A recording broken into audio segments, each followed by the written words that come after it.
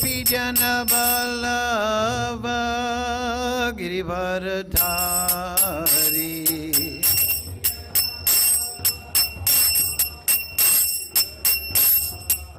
Yasodanandana Braja Janaranjana Yasodanandana Braja Janaranjana Yamunatira Vanachari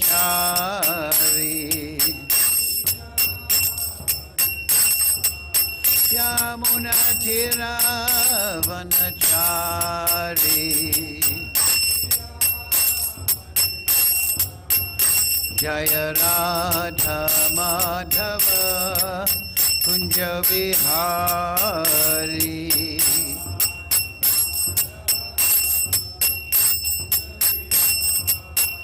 Jaya Radha Madhava Kunja Vihari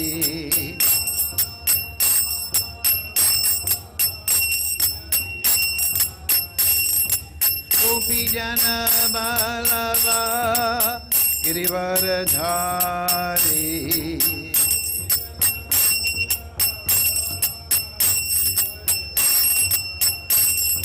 Gopi Jana Vallabha Girivaradhari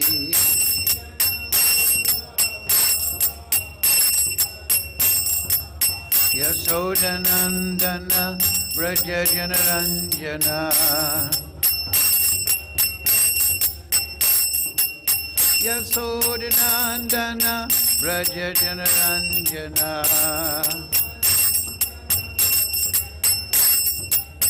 Yamunatira Vanachari Yamunatira Vanachari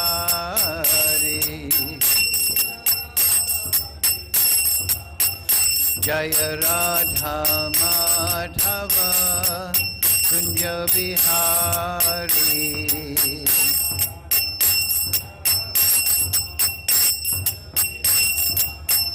Jaya Radha Madhava Kunja Vihari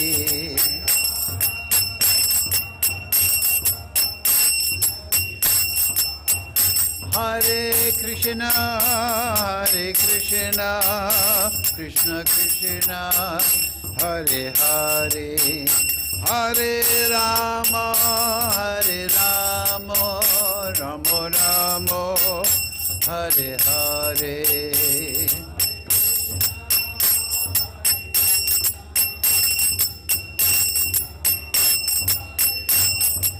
Bolo, double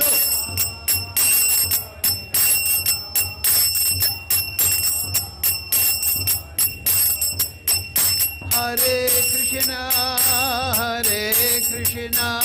Krishna Krishna Hare Hare Hare Rama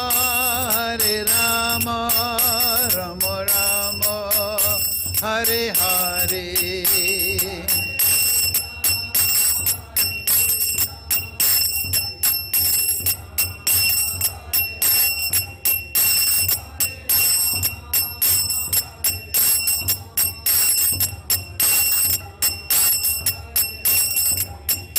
Hare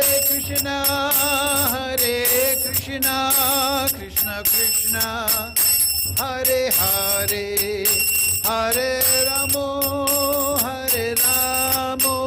Ramo Ramo Hare Hare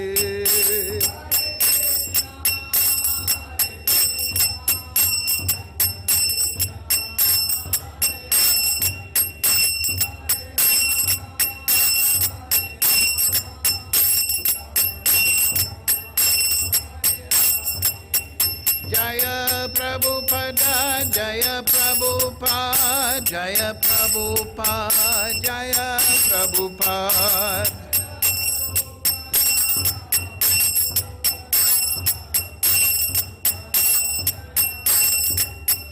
Prabhupada, Prabhupada, Prabhupada, Jaya Jaya Prabhupada.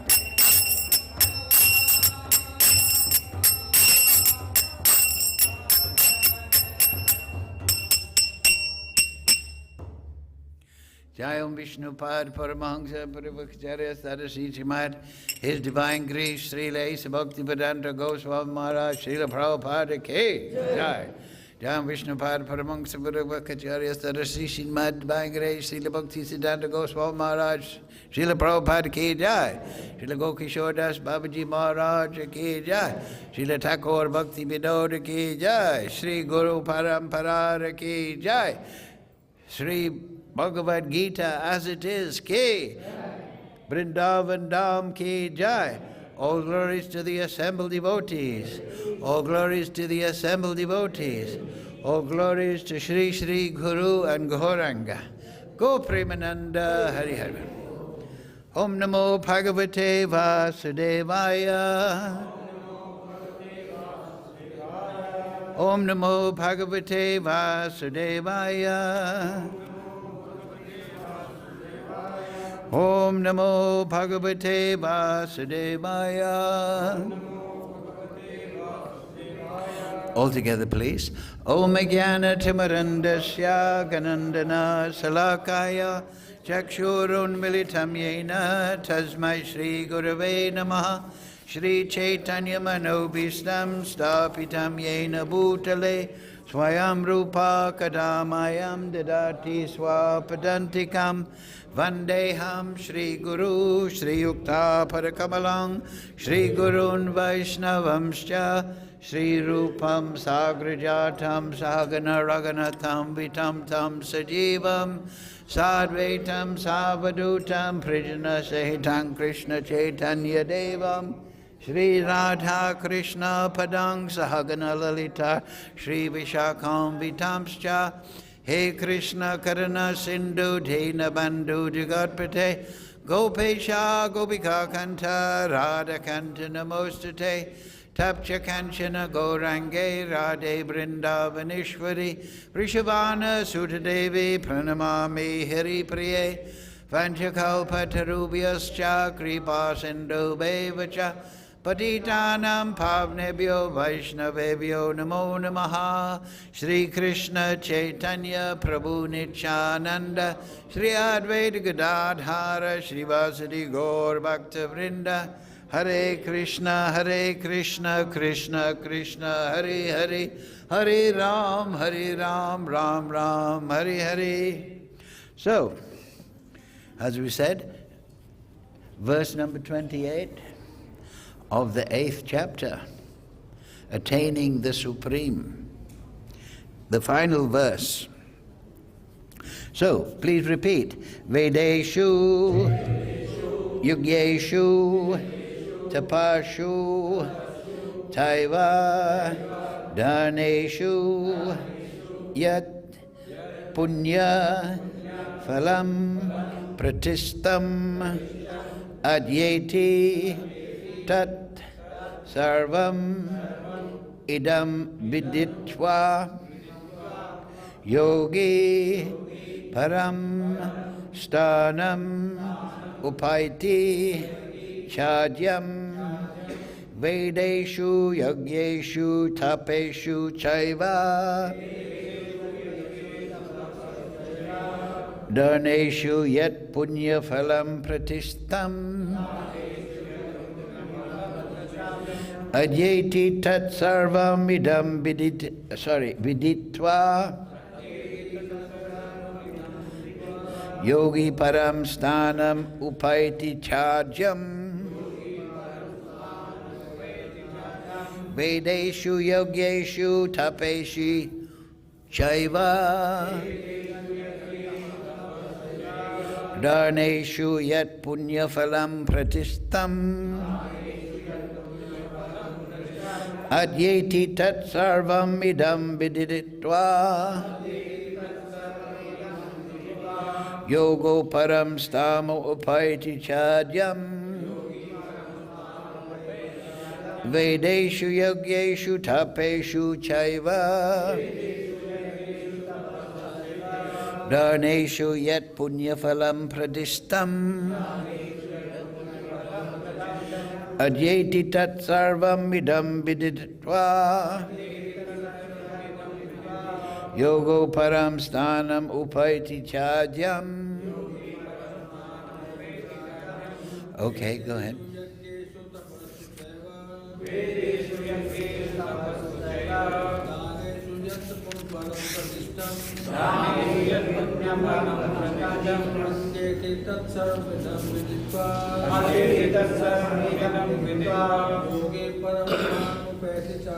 yogī upaiti cādyam vedeṣu yajñeṣu tapaḥsu caiva vedeṣu yajñeṣu tapaḥsu caiva dāneṣu yat puṇya-phalam pradiṣṭam dāneṣu yat puṇya-phalam pradiṣṭam atyeti tat sarvam idam viditvā atyeti tat sarvam idam viditvā yogī param sthānam upaiti cādyam yogī param sthānam upaiti cādyam vedeṣu yajñeṣu tapaḥsu caiva vedeṣu yajñeṣu tapaḥsu caiva dāneṣu yat puṇya-phalam pradiṣṭam dāneṣu yat puṇya-phalam pradiṣṭam atyeti tat sarvam idam viditvā atyeti tat sarvam idam viditvā yogī param sthānam upaiti cādyam yogī param sthānam upaiti cādyam. Okay, word for word, please repeat. Vedeṣu. In the study of the Vedas, in the performance of yajña, sacrifice, tapaḥsu, in undergoing different types of austerities, also, caiva, certainly, dāneṣu, in giving charities, yet that which, puṇya-phalam, result of pious work, pradiṣṭam, indicated, atyeti, surpasses, yet sarvam, all those, idam, this, viditvā, knowing, yogī, the devotees, param, supreme, sthānam, abode, upaiti, achieves, also, ādyam, original. So, translation, Srila Prabhupada. A person who accepts the path of devotional service is not bereft of the results derived from studying the Vedas, performing sacrifices, undergoing austerities, giving charity, or pursuing philosophical and fruitive activities. Simply by performing devotional service, he attains all these, and at the end, he reaches the supreme abode. Please repeat. A person who accepts the path of devotional service is not bereft of the results derived from studying the Vedas, performing sacrifices, undergoing austerities, giving charity, or pursuing philosophical and fruitive activities. Simply by performing devotional service, he attains all these, and at the end, he reaches the supreme eternal abode. Purport Srila Prabhupada. This verse is the summation of the 7th and 8th chapters, which particularly deal with Krishna consciousness and devotional service. One has to study the Vedas under the guidance of the spiritual master and undergo many austerities and penances while living under his care. A brahmachari has to live in the home of the spiritual master just like a servant, and he must beg alms from door to door and bring them to the spiritual master. He takes food only under the master's order, and if the master neglects to call the student for food that day, the student fasts. These are some of the Vedic principles for observing brahmachari.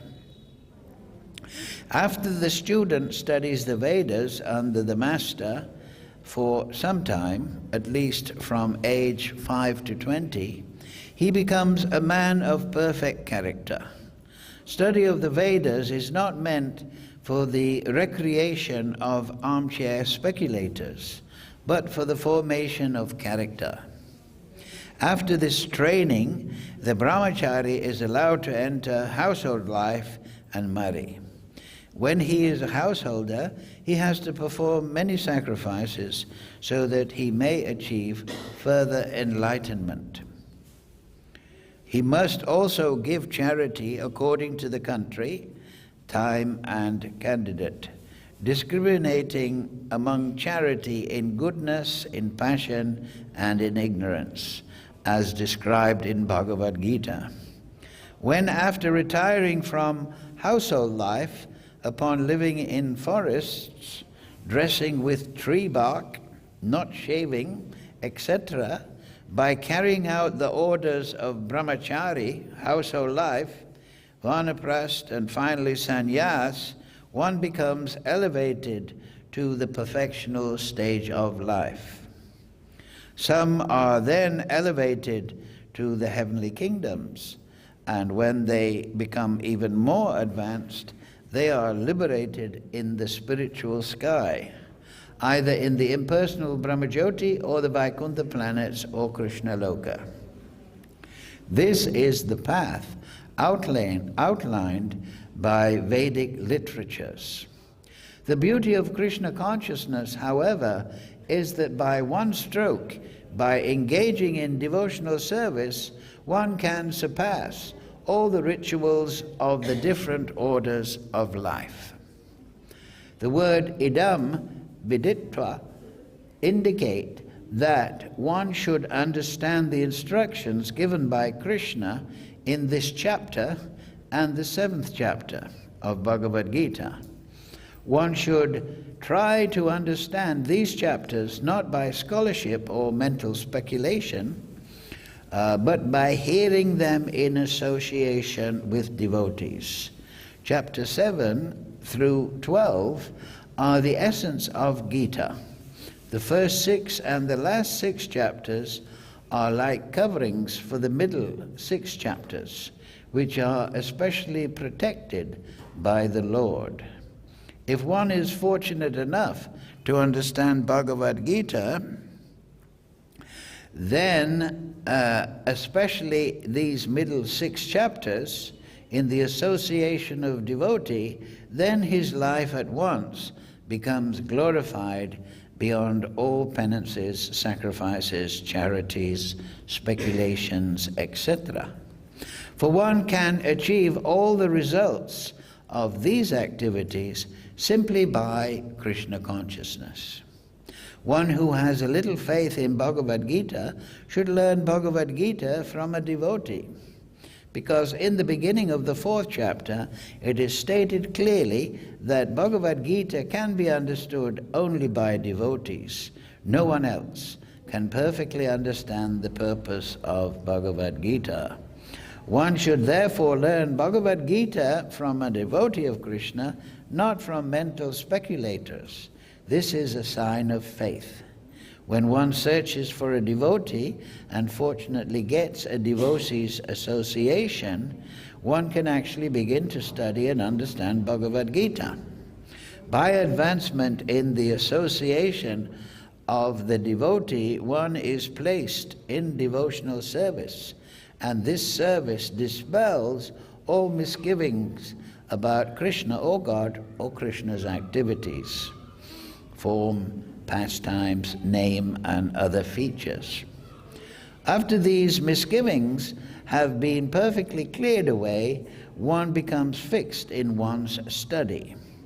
Then one relishes the study of Bhagavad Gita and attains the state of feeling always Krishna conscious. In the advanced stage, one falls completely in love with Krishna. This highest perfectional stage of life enables the devotee to be transferred to Krishna's abode in the spiritual sky, Goloka Vrindavan, where the devotee becomes eternally happy. Thus end the Bhaktivedanta purports of the 8th chapter of Srimad Bhagavad Gita in the matter of attaining the Supreme. Makam karochi vācālam pangam laite girim yat kripatamaham bande Shri Gurundi Natarinam. Vedeṣu yajñeṣu tapaḥsu caiva dāneṣu yat puṇya-phalam pradiṣṭam atyeti sarvam idam viditvā yogī param sthānam upaiti cādyam. A person who accepts the path of devotional service is not bereft of the results derived from studying the Vedas, performing sacrifices, undergoing austerities, giving charity, or pursuing philosophical and fruitive activities. Simply by performing devotional service, he attains all these, and at the end, he reaches the supreme eternal abode. So, this is a very good summation Krishna is giving at the end.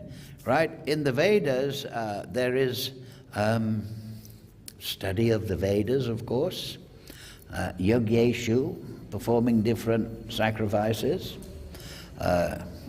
grains, ghee, and so on, and sacrifice of offering your daughter in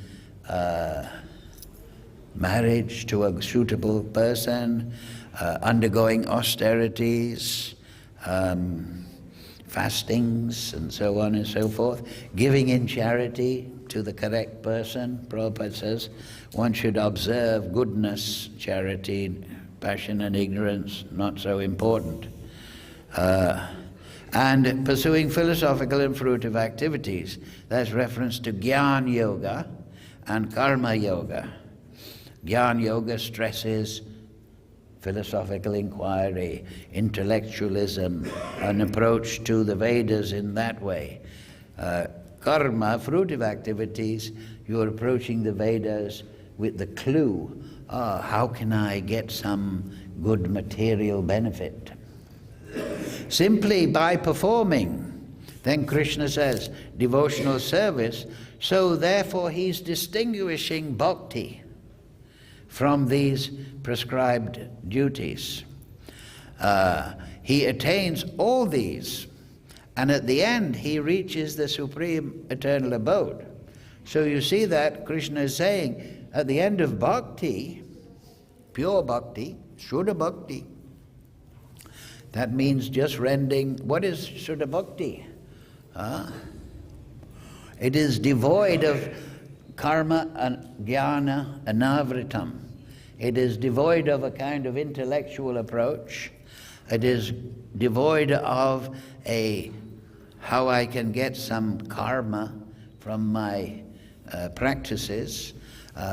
Krishnānuṣīlanam. That pure devotee is simply a favorable mood. And we can understand here that to develop a favorable mood, that is the goal of all the Vedic prescriptions, to become favorably inclined to Krishna. Because the root of our entanglement in the material world is that we are unfavorably inclined to Krishna. We think we want to enjoy and control independent of Krishna. We may study the Vedas with the view that through this knowledge I will improve my enjoyment in the material world. I'll be known as a great Pandit. I'll go to the heavenly planets. And they may, with this mentality, may pursue all the Vedic prescriptions, but ultimately it's not favorable service. One is using the Vedas to serve oneself. In the Brahma Samhita there is that vedeṣu dulamam adulamam atma bhakto govindam adipurisham tamaham bhajami, that you can study the Vedas, but if you want to realize Krishna, if you want to perform Krishna bhajan, it has to be atma bhakto. You have to be favorably inclined to Krishna, devotionally inclined. So Krishna, twice in the Gita, he says, manmana bhava mad bhakto. Put your consciousness upon me. Make your consciousness flow to me.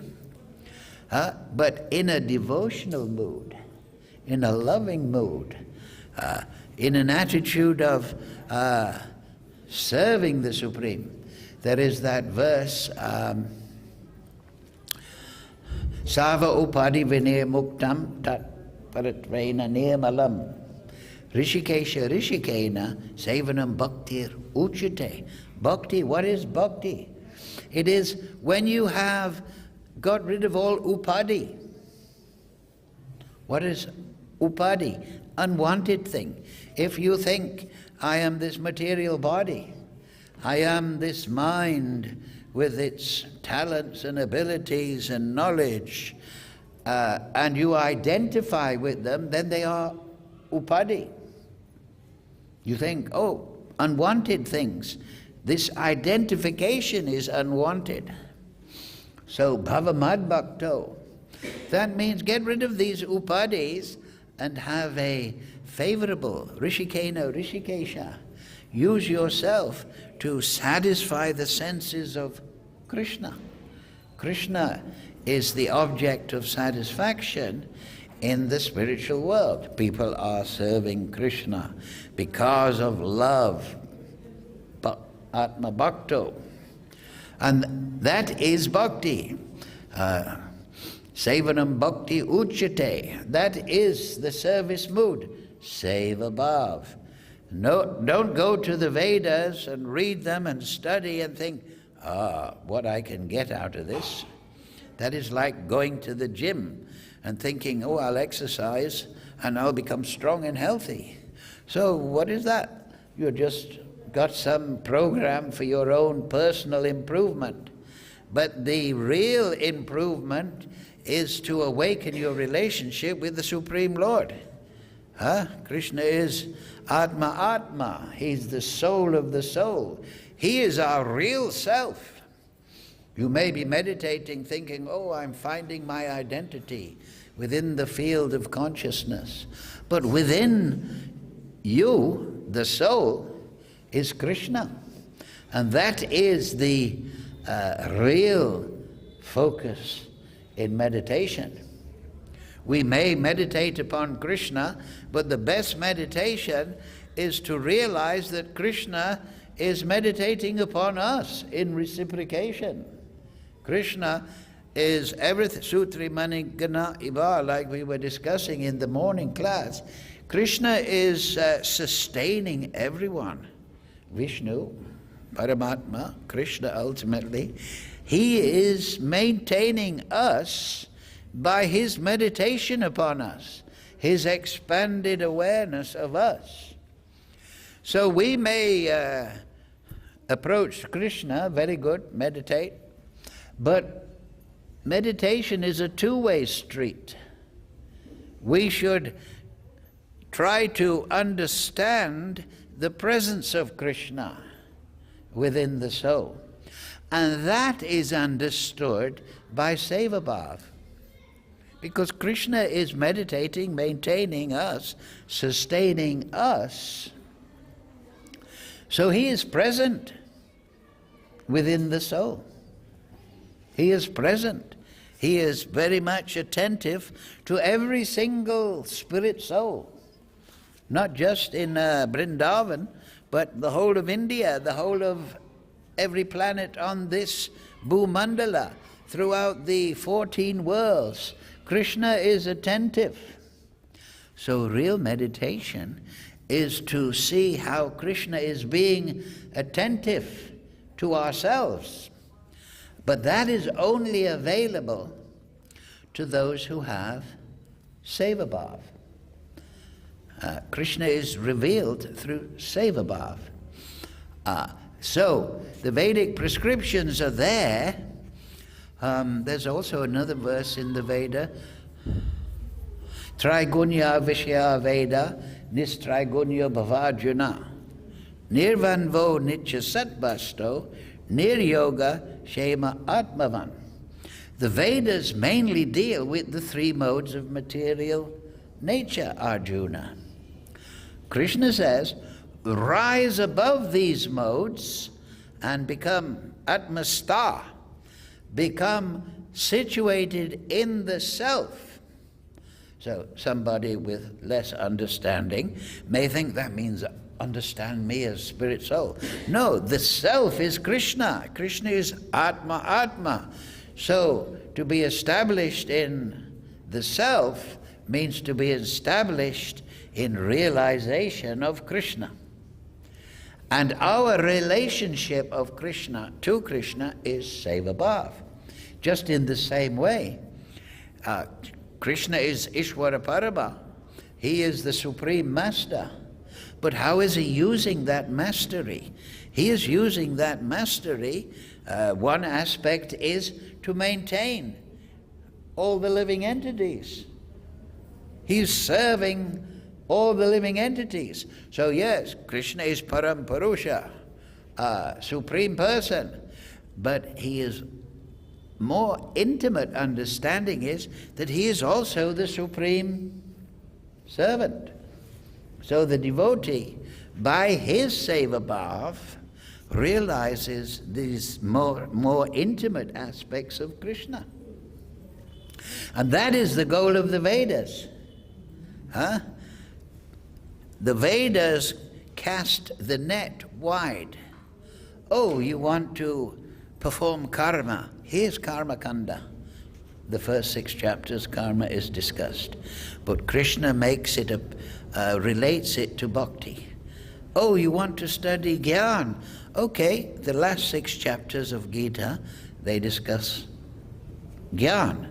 But Krishna relates it and makes that knowledge supportive of the middle 6 chapters, as Prabhupada said in the purport, which is the essence of the Gita, and that is bhakti. So in the Vedas, yes, there is karma kanda, there is jnana kanda, and there is bhakti kanda. Kanda means corner or portion or section. So, and meditative yoga is included within karma yoga, therefore it's chapter number 6 in the first 6 chapters. So this is the important point, that yes, the Vedas prescribe so many things, and Prabhupada gives a synopsis there. The brahmachari goes to the ashram of the guru, he trains him. Brahmachari actually means servant of Brahma, the Supreme, Brahmachari. And that is very important, because before he gets married, before he becomes agitated by sex desire when he's 12, 13, 14, 15, the guru trains him when he's in that innocent position, how to get the taste, how to get realization of the transcendental platform. And when that is there within the consciousness, and the soul is developing and realizing the Supreme, then when he goes to household life and vanaprastha and sannyas life, at the root of his consciousness is an appreciation of the Supreme in transcendence. So that is real brahmachari life. Then he can get married, live regulated household life, then he can perform vanaprastha with the wife, travel to 100 places, decrease sex life, increase tapasya, then he can take sannyas. So that is very appealing for a lot of people. Oh, now I can regulate my life. But acharyas have explained, yes, that's exactly it. This step-by-step process is Vaidhi Bhakti. It regulates human society. It makes it centered upon the Supreme Lord, and people can develop from their independent attitude into an attitude of dedication to the Supreme. So in Ramananda's discussion with Lord Chaitanya, Ramananda, or rather Krishna, Lord Chaitanya asked Ramananda, what is sadhya and what is sadhana? What is the goal and how to attain it? So Ramananda, it's very interesting because Ramananda is Arjuna in Krishna Leela. So in Krishna Leela, Arjuna is being instructed by Krishna. But Lord Chaitanya, he wants to be instructed by his devotee. So now Ramananda, Arjuna, is instructing Krishna. It's very interesting, the Leela of Krishna. So Ramananda says, Varnashram caiva, by following Varnashram, we become elevated. Lord Chaitanya says, oh, well, that's okay, but it's external. Why? Because it's not dealing with the soul. And then Ramananda says, yad karosi yadanasi yad dadosi dadasi yad tapaḥsu sekunteya tad karusva badapanam. Whatever you do, whatever you eat, whatever you offer, give away, yad karosi yadanasi, whatever you eat, yog dadosi tata, whatever yajñas and offerings and tapaḥsu, do as an offering to me. Then Lord Chaitanya, now you're getting somewhere. Then he goes step by step, meditation on Brahman and so on and so forth. But then eventually, Shravanam, Kirtanam, Vishnu, Smaranam, Pada, Sevanam, Archanam, Vandanam, Dasyam, Sakyam, Atmani, Vedanam. So that is bhajan proper. So this is emphasized by the 6 Goswamis, the devotees of Lord Chaitanya, because it is a direct method. All this complicated varnashram and duties, okay, good, take instruction from it, regulate your life, but in the center, perform bhajan. Because a devotee, he's in a little difficult position, a sadhaka. We are performing bhajan in the line of Chaitanya Mahaprabhu, Shravanam, Kirtanam, Vishnu, Smaranam, Pada, Sevanam. But we're also having to maintain this material body, right? Sachi Devi said, there's only one thing that I ask of you, my dear son, and that is that you reside at Jagannath Puri, so when the Bengali Vaishnavas, they go to see the Rath Yatra, they will bring news of you. Lord Chaitanya says, Mother, only I am performing bhakti because you have given me the gift of this body. And through this body I'm able to perform my bhajan. So that's very instructional.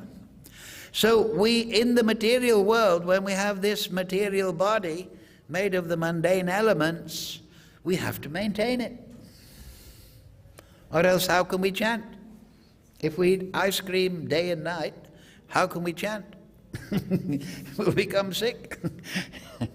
If we have an unbalanced diet, if we don't sleep in regulated way, then so on and so forth. So a devotee takes instruction from this. Yad karoshi means, whatever you do. Now, I have to take bath before I go and see the deity, Mangalarti. So, Krishna says, do it as an offering to me, whatever you do. But that means your activities should be those that can be regulated. It doesn't mean to say yet karosi means, well, I'm going for a drink, I'm going to have some nice country-made liquor, and I'm going to offer it to Krishna. Yet karosi, he says, yajñeṣu, whatever you eat, do it as an offering to me. No, it means, yad karosi means, only do those things, tat karma pravartana, that are regulated. That's in the Vedas. Yad karosi, yad adnasi, whatever you eat. then you have to eat things that are offerable to Krishna. Do it as an offering to me. Yad karosi danasi, yad dadasi. Whatever you give, whatever charity you perform, don't give charity to a gunda or a drunkard in the street. Oh, you want a drink? Okay, here's a bottle. I'm going to do it as an offering to Krishna. No, you can't do that. Prabhupada mentions that. It's charity in ignorance. So you're going to be regulating this material activities fruitfully so you can do your bhajan, shravanam, kirtanam, vishnu, smaranam, right? Yadadasi, dadasi, tapaḥsu, so charity, dadas, yog dadoshi, whatever you offer, then you should only offer things that are offerable. Right? You shouldn't offer something terrible to Krishna. So therefore, also that's in the nectar of devotion. Many people know that if you steal flowers from somebody's garden, that is not offerable, strictly speaking, because it is done through impiety. So Varnashram is giving the pious activities here, but the idea is that they should be done in seva bhavt. So you also have to perform austerity, but you perform austerities like a Ekadashi Vrat that is offerable to Krishna. You don't say, oh, I'll go to the gym every day and develop my muscles, and I'll offer that tapasya to Krishna. Well, okay, that's maybe not too bad, but you should be offering things that are offerable. So this, we have to maintain the body to perform our bhajan, but this yad karosi yadanasi means we are performing activities that are regulated and offerable. And then the whole situation becomes very nice, and then our bhajan will be good. So Mad Bhakto, Mad Yaji, that's the same thing Krishna is saying. Number 3, he says, I'm telling you this big secret, it's the secret thing. So do everything as yajña. But that means you must perform activities that you can offer, right? Of course, Krishna is so generous that even a foolish person, he might buy a Coca-Cola and a bar of chocolate. So I'll offer it to Krishna. So strictly speaking, that is tamasic. But Krishna is so kind, he takes the good side. You understand? But Prabhupada explains here that the devotee should take instruction, or the aspirant devotee, on how to improve and learn what is properly offerable. So, and then mam namaskaru, number 4. And that means that you approach Krishna with humility, with respect. So what does that mean? Does that mean that you approach Krishna and Krishna's thinking, look at me, everyone's bowing before me, they're paying obeisances? No, he's telling Arjuna a big secret. What does it mean? It means mam namaskaru, it means, Arjuna, look, I'll tell you a secret, and I'll tell the world through you this secret, and we can easily understand it. Approach me with humility and respect, and that will catch my heart. You see? It's not that Krishna wants people to worship him. He has the worship of Radharani and the gopis, the cowherd boys, Manda Yashoda. Does the elephant want the ant to worship him? No, but he's telling the ant, if you are respectful to me, then I'll protect you. Right? I'll be well inclined to you. So Krishna is saying, yes, you're thinking of me, you're learning about my presence within your heart, your soul. You are becoming devotional, you're reading the Shastra, you're trying to cultivate the Bhakti Lata Bij. You are doing everything in seva bhav. But I'll tell you another secret.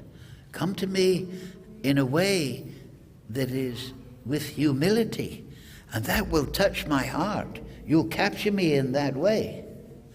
Not that he's thinking, oh, like I say, oh, now I'm getting everyone to bow to me. He's not Ravana. He's not Duryodhana. He's not Hiranyakashipu. He's not some maniac that wants to be worshipped. He is telling a secret. I'm telling you the secret of all secrets. And we can understand that, right? If we meet somebody and they are respectful and kind and gentle, then automatically we become well disposed. But if we meet somebody that's a little proud and says, oh, I've seen you, you're not a bad guy, see you later, or dismissive. But if somebody is kind and shy, then we think, oh, this is a nice, non-threatening person. We become well disposed. So mam namaskuru is a great secret. Because if you go to Krishna and say, Krishna, Ainanda Tanuja Kinkaram, I am a fallen soul, you please pick me up. Then Krishna, what will he think? He'll think, yes, I'll pick you up. Your approach, because Krishna is, all his qualities are unlimited. His mercy, his kripa is unlimited. But you have to evoke that. He's a person.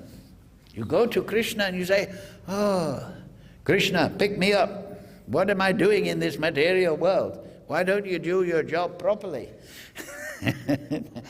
You're supposed to be kind to everyone, but I'm, in the jail.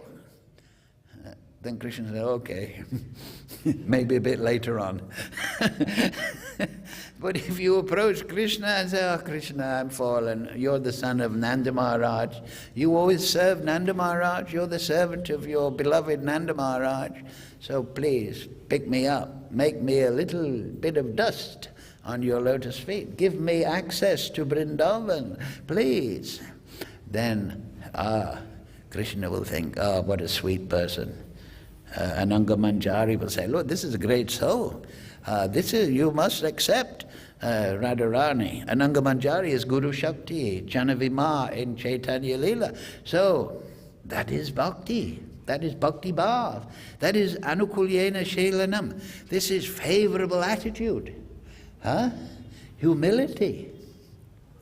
Krishna is unlimited. So, yes, we approach Krishna with a little taste of Aishwarya Bhav.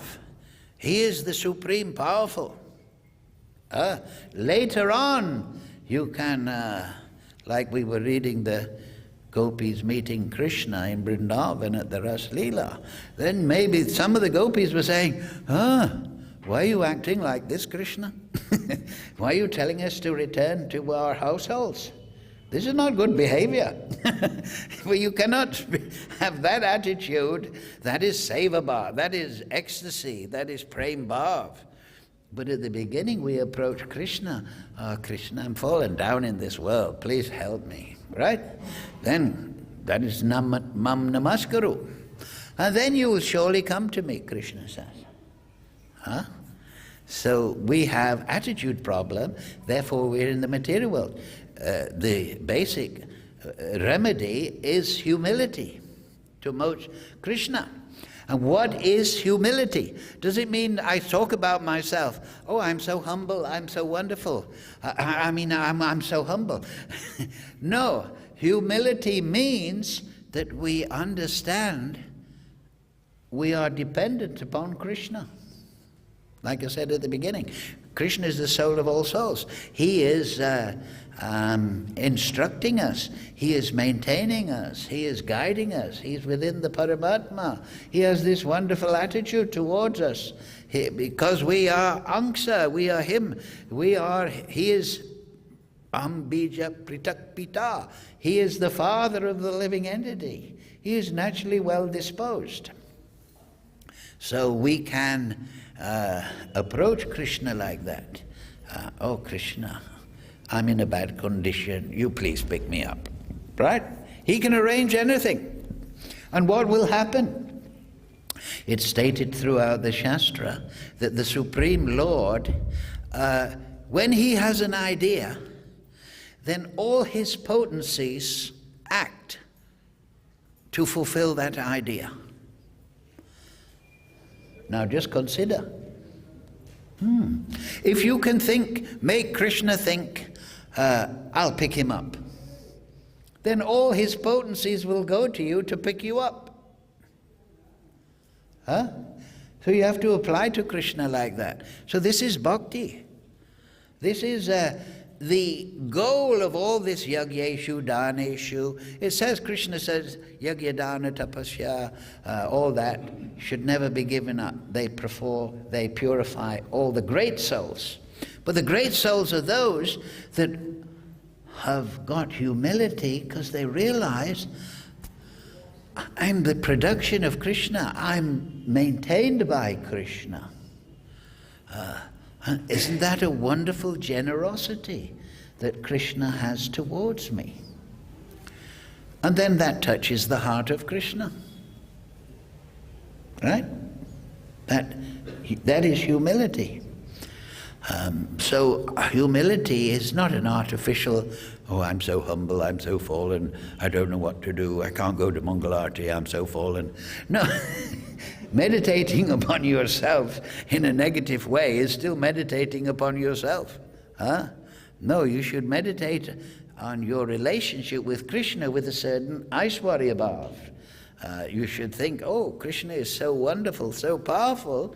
If I approach him nicely, as advised by Guru, by Sadhu, by Shastra, then he'll reciprocate. So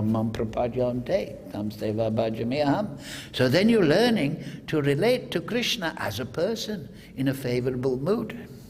And that will touch his heart. He's maintaining all spirit souls. But when you... it doesn't mean to say he's going to forget you. He's not, oh, well, I don't like that one, I'm going to help this one. No. Samaham sarvabhuteshu, na dveshu, not priya. Krishna is an ocean of mercy. But because of his humility, he doesn't like to impose himself. Krishna's qualities are all unlimited. So his humility is unlimited. So even though he's the supreme controller, he doesn't think, I have the right to change his free will. Now, it does say in the Chaitanya Charitamrita and in the Vaishnava scriptures that sometimes Krishna, he just thinks, this poor soul, he's in a bad way, but he's sincere. I'll drag him back to Godhead. But that means that soul is saying, Krishna, ayinanda tunija kinkaram. I'm fallen, Krishna, you help me. And it is that dependence, right? Just like the child is dependent upon the mother, so the mother reciprocates. It is natural. So Krishna has the same feeling. We are answer of Krishna. When those that profess dependence on us, please help me, then we want to help. So Krishna is the same. So it is this realization of Krishna's personal nature is the essence of bhakti. And to enter into that personal reciprocation with Krishna, that is the goal of the Vedas. What does he say? Krishna says, Vedantakrit Vedavid eva chaham. I am the goal of the Vedas, this relationship. So the Vedas are very good, but they're mainly dealing how to get people out of the material world. And so Prabhupada then gives a summary at the end that this path of bhakti, right, sadhusanga, atoshraddha, first the devotee feels a little faith. Oh, I'm associating with the sadhu. It sounds like a good idea. I'm going to practice this. Atoshraddha, and then what's next? Sorry? Yes, sadhusanga. So I think, well, I'm going to talk about this to devotees. Sadhusanga. Sounds good. And then he enjoys. The devotees are educating me. They're always talking about Krishna. Satadam kirtayanto mam yadantas drida vrata namayantas chamam bhaktya. Yes. So this is nice. I feel refreshed in the sangha of devotees. And then sadhu sangha. Bhajana kriya. So then devotees say, look, become vegetarian. Offer your vegetarian food. Don't drink the country-made liquor. You'll end up in hospital with half your brain. Don't blow your nose. Anyway, so bhajana kriya, you get instruction. Bhajana kriya. Then anatha goes. Another, that's nice, it's not, yeah. Well, I'm feeling really refreshed. I'm not doing those things that make me in a bad condition. What, another infinity? Nishta becomes steady. So then, you know what nishta really means? Nishta actually means to be fixed in your realization of Krishna. Your relationship. That means, so at that stage, your relationship, dasya, sakya, vatsalya, madhurya bhav, you're starting to feel fixed in that. Then you get ruchi, you get transcendental, ruchi. And then there's two sides to ruchi. Ruchi, the first stage is, I